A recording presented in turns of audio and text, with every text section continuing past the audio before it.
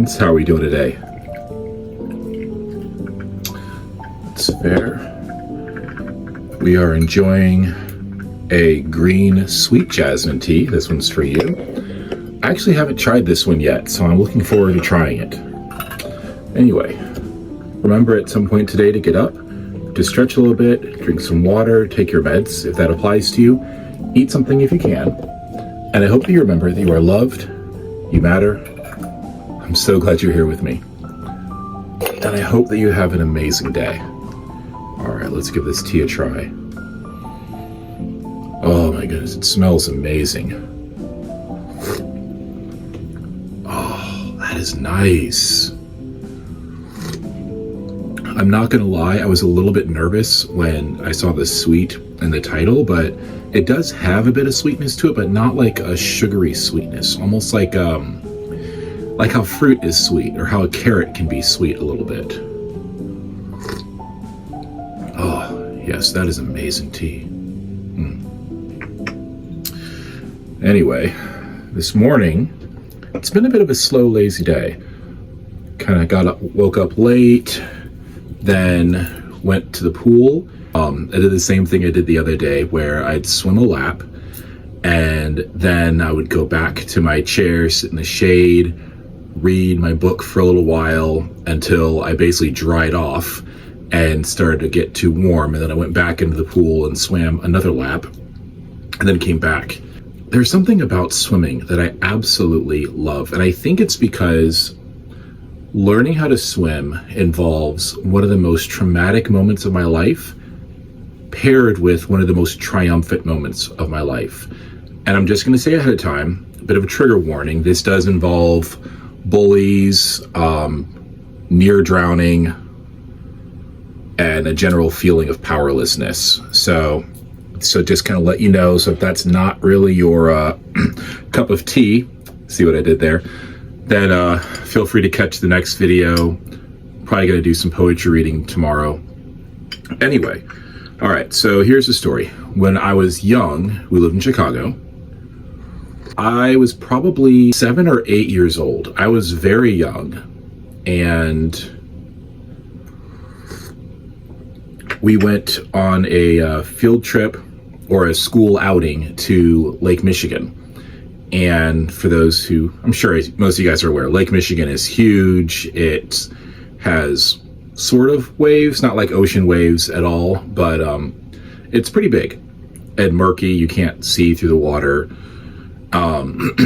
Anyway, I don't remember a lot about this trip, but what I remember distinctly was an older kid, some boy much bigger and stronger than myself, dragged me into the water and out to where it was too deep. Now, bear in mind, I could not swim at the time. I didn't know how to swim. And I don't know if I had said so and whatever, but anyway, he dragged me out to where my feet couldn't touch the bottom until it was too deep for me to reach the bottom. And then he told me to swim back, which he promptly did, leaving me stranded in deep water. Where the adults were, I don't know. I just remember being terrified. My imagination was full of all the things that could be creeping in that dark water to eat me. I have been terrified of water I can't see through my entire life. To this day, being in the ocean is still a nerve-wracking experience. Anyway, and yeah, I was absolutely terrified. I vaguely remember like sinking, and then there was this, I just remember being angry. I remember being so angry that no one was there to help me. No one was coming to save me. This was reminding, there were other situations in my life where I felt that way, but this was just like over the top. And somehow I figured it out. I figured out that how to swim underwater. So I swam underwater a little ways, popped up, saw how far away I was from the shore, went back underwater, kept swimming with my eyes shut in that direction. And I felt triumphant as I was figuring it out and getting better at swimming underwater. I was very proud of myself that this situation that was meant to torment me, that was meant to torture, I don't even know what that bully's intentions were, but I took that terrifying moment and it turned into a triumph that I could swim. And I felt powerful. I felt free. To this day, I love swimming for that reason. I'm not a great swimmer. I never competed or anything like that. My body remembers that triumph. It remembers that there are going to be situations where I'm going to have my back to the wall. And that has happened since then in my life. And when I'm in those sink or swim, situations, that same anger sparks up. That same determination and iron will to see this through. People have asked me, how do you keep going in spite of your mental and your physical health and all these things?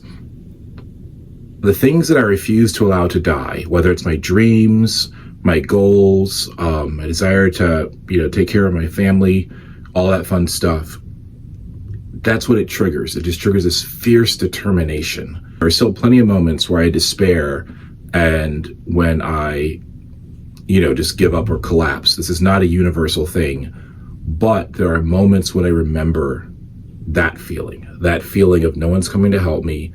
I've got to figure this out no matter what, no matter how much it hurts, no matter how scared I am. I've got to find a way.